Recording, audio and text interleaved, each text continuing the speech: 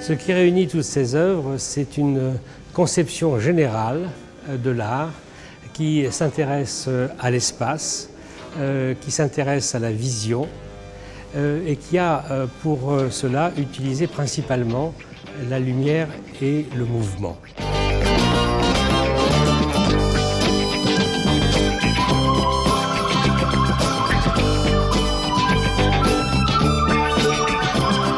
Toutes ces œuvres demandent effectivement un engagement, en quelque sorte. Ils demandent une participation du spectateur.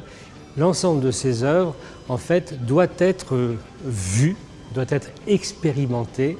Il s'agit effectivement de voir comment, en regardant ces œuvres, on a une perception qui est particulière, qui est originale, qui est éventuellement transformée.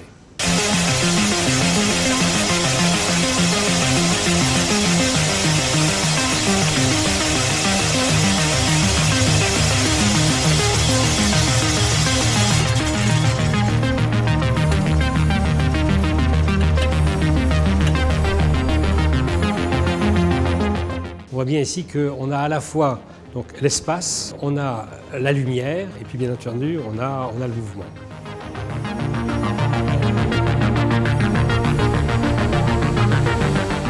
Là, il n'y a absolument rien de scientifique dans tout ça, non, c'est purement visuel. C'est de la peinture, ici, c'est de la peinture. La peinture, c'est de la couleur.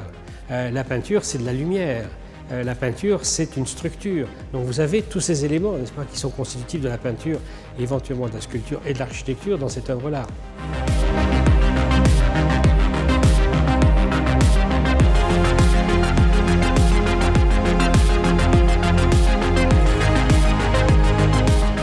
Cros-Diez, c'est quelqu'un qui s'est intéressé au rythme, qui s'est intéressé à la structure et qui s'est intéressé à la couleur. Donc il a fait des tableaux, des vrais tableaux avec justement ces problèmes de composition, de structure et de couleur.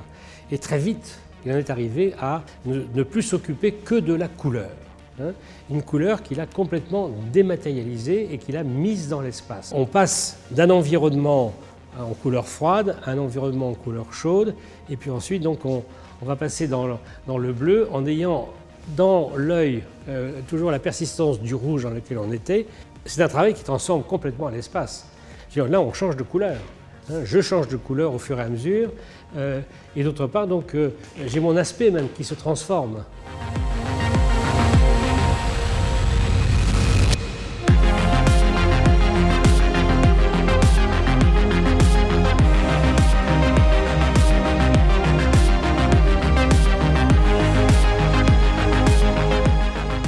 Quand on la fait tourner sur son axe, puisqu'elle est suspendue à un filin, on voit toutes sortes de formes, toutes sortes de structures, n'est-ce pas, qui se composent au fur et à mesure et qui créent effectivement donc, des impressions extrêmement variées et bien sûr, je trouve absolument fascinantes.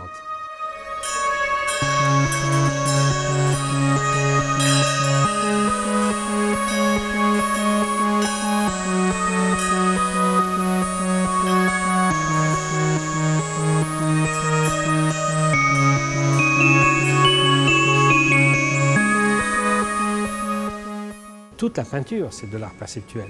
Donc, pas plus autrefois qu'aujourd'hui.